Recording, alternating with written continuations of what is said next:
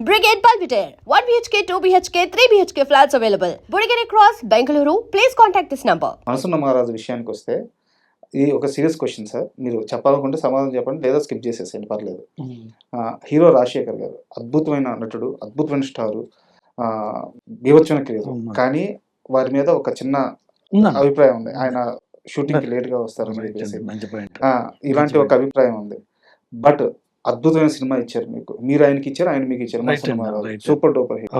So Rajasekhar గారితో cinema తీసే ముందు మీకు ఎవరు మిమ్మల్ని హెచ్చరించారు?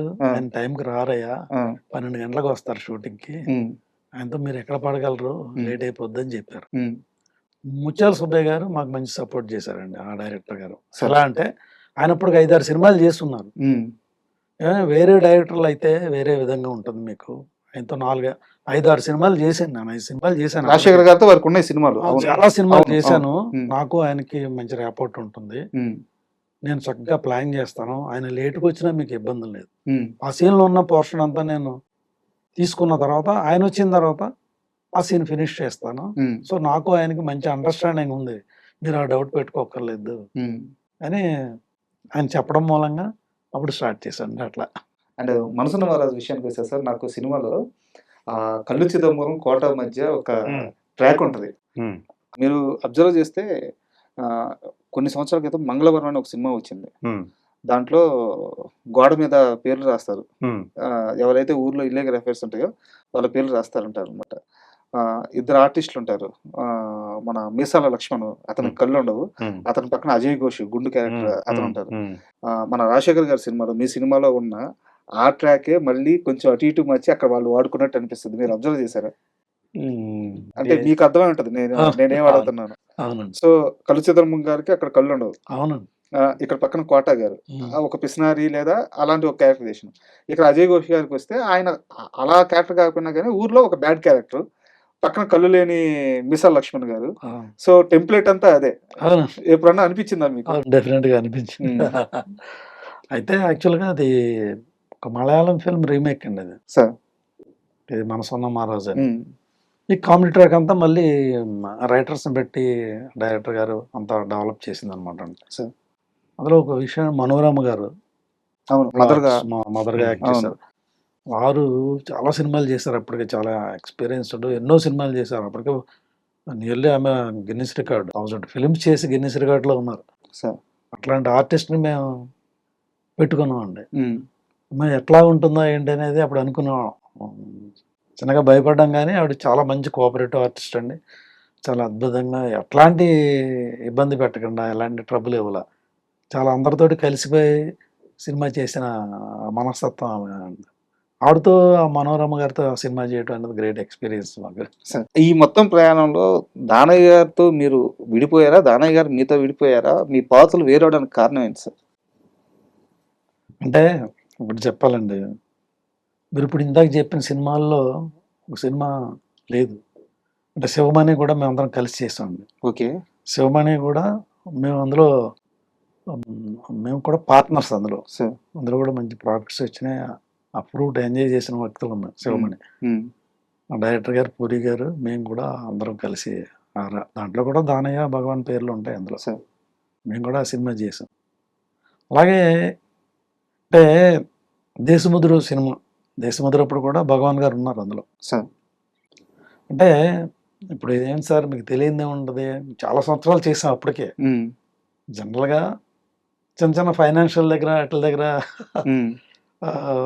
వ్యాపారం దగ్గర చిన్న చిన్న లావాదేవీల దగ్గర మనస్పర్ధలు రావడం సహజం, అది కామన్. ఆ విధంగా విడిపోయిందో తప్ప వేరే గొడవలు పడే అయితే ఏం కాదు. దాని మీద ఆయన క్లాస్మేట్, దాని గురించి ఆయన ఎక్కువ చెప్పగలుగుతాడు. మీరే ఓపెన్ అవ్వాలి సార్. అంతేనండి, మంచి ఫ్రెండ్స్, చిన్నప్పటి నుంచి కూడా ప్రాణ స్నేహితులు, క్లాస్మేట్స్ అండి. ముఖ్యంగా చెప్పాలంటే ఇద్దరు ప్రాణ స్నేహితులు అండి. ఏదో మీలాంటి కొత్త వాళ్ళు ఎవరన్నా చూసినప్పుడు వీళ్ళిద్దరిలో ఎవరు భగవాను ఎవరు దానయ్య అనేది చాలా మందికి తెలిసేది కాదండి. ఈ కన్ఫ్యూజన్ అక్కడ ఉండేది, ఉండేదండి. మీలాంటి వాళ్ళు ఎవరు ఏం మాట్లాడినా సరే భగవాన్ దానయ్య అని పిలిచినా రెస్పాన్స్ ఇచ్చేవాళ్ళం, దానయ్య భగవాన్ అని పిలిచినా రెస్పాన్స్ ఇచ్చేవాళ్ళం. అంత ప్రాణ స్నేహితులు అండి. ఒక మాటలో చెప్పాలంటే ఒకే కంచంలో తిని ఒకే మంచం మీద పడుకున్నంత స్నేహితులు అండి. సార్. అలాంటి స్నేహితులు. మీకు తెలియనిదేముందండి బిజినెస్‌లో. డబ్బు దగ్గర వస్తాయి కదండీ చిన్న చిన్ని మనస్పర్ధలు. అట్లా జరిగిందండి అంతే. వీళ్ళిద్దరు ఇండస్ట్రీకి వచ్చిన కొత్తలో కూడా మా ఇంట్లోనే ఉండేవారండి ఇద్దరు కూడా. ఇండస్ట్రీలో అప్పుడు వచ్చిన కొత్తలో ఒక 2 ఇయర్స్ పాటు ఇంచుమించు మా ఇంట్లోనే ఉన్నారు. సార్. నేను అప్పటికి మ్యారీడ్. వీళ్ళిద్దరు కూడా మా ఇంట్లోనే ఉండి ఉన్నారు. ఇప్పుడు చనువుగా ఉండేవాళ్ళు. ఇప్పుడు ఎలా ఉన్నాయి సార్ టర్మ్స్? ఇప్పుడంటే అలా ఉంటే వాళ్ళు అంతా తప్పని టర్మ్స్ పెద్దగా అంటే ఆయన ఇండివిజువల్గా ఆయన ఎదిగారు, మేము ఇండివిజువల్ మేము అయిపోయాం కదా. ఇంకా ఎవరి బిజినెస్ ఆడదేనండి ఇక్కడ. బట్ సపరేట్ గా ప్రొడక్షన్ ఆయన బాగా ఎమోషనల్ అయిపోతున్నారు దానయ్య గారి పేరు తీయంగానే. తెలుస్తుంది సార్ మీ కళ్ళల్లో. అంటే బిజినెస్, సినిమా, డబ్బు ఇవన్నీ పక్కన పెడితే ఇప్పటిదాకా ఆయన ఓపెన్ అవ్వలేదు. దానయ్య గారి పేరు రాగానే బాగా ఎమోషనల్ అయిపోయారు.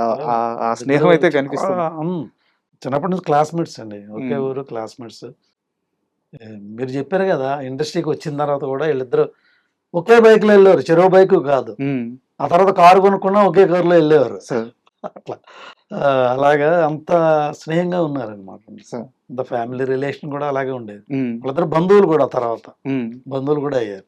సో అలాంటప్పుడు మరి విడిపోయినప్పుడు ఆ ఫీల్ ఎమోషన్ ఉంటుంది కదండి తనకంత. అట్లా మేబీ వారి ఇంటర్వ్యూ చేసిన తర్వాత మీ ఇద్దరు కలిసి మాట్లాడుకోవాలని మనస్ఫూర్తిగా కోరుకుంటున్నాను. అండ్ సింహసింహం విషయానికి వస్తే ప్రొడ్యూసర్లుగా మీరు ఒక రాంగ్ స్టెప్ వేశారనుకోవచ్చా డైరెక్టర్ విషయంలో? రామ్ ప్రసాద్ గారు అంటే రామ్ ప్రసాద్ గారి గత సినిమాలు చూసుకుంటే చిరునవ్వుతో కానీ ఆయనది ఇలాంటి ఒక బ్యాక్గ్రౌండ్, సెన్సిబుల్ మూవీస్ తీసే బ్యాక్గ్రౌండ్.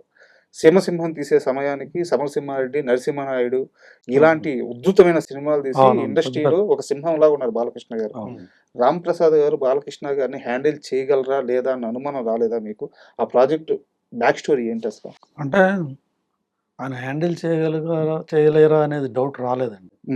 ఎందుకంటే బాలకృష్ణ గారితో ఆయన అసోసియేట్ డైరెక్టర్గా చాలా సినిమాలు చేశారు. సార్. రామ్ ప్రసాద్ గారు బి గోపాల్ గారి దగ్గర ఆయన అసోసియేట్గా పనిచేశారు. సార్. సో బాలకృష్ణ గారి సినిమాలు ఎక్కువ సినిమాలు ఆయనతో కలిసి పనిచేశారు. సో ఆయన హ్యాండిల్ చేయగలిగారనే ఉద్దేశంతో మేము అప్పుడు చిరునవ్వుతో ఆయన సినిమా సక్సెస్ అయింది కదండి.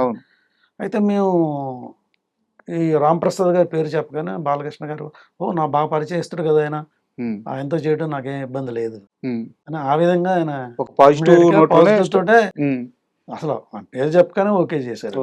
అంతే తప్ప ఆయన హ్యాండిల్ చేస్తారా చేయలేరా అనే డౌట్ ఎప్పుడు రాలా, బిగినింగ్ లో రాలా. ఎందుకంటే ఆయనతో చాలా సినిమాలు చేశారు, ఆయన రేపో ఉంది, ఆయన మూడ్ అంతా ఆయనకు తెలుసు, ఎట్లా వర్క్ చేయించుకోవాలో అంతా తెలుసు. కథ ఏమో చిన్ని కృష్ణ ఇచ్చారు, పరుచూరి బ్రదర్స్ ఉన్నారు అక్కడ, పరుచూరి బ్రదర్స్ ఉన్నారు.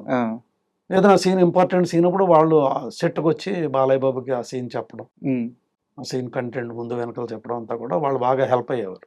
ఆ విధంగా దానికి టీం అంతా కూడా పెద్ద టీం అండి, అంతా కూడా పెద్ద పెద్ద టెక్నీషియన్స్.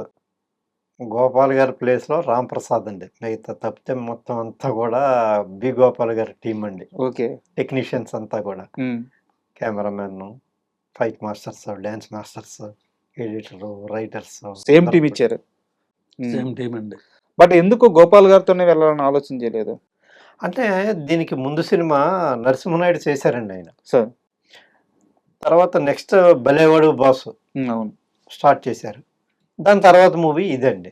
అంటే గోపాల్ గారితో మొన్నే కదా చేసాము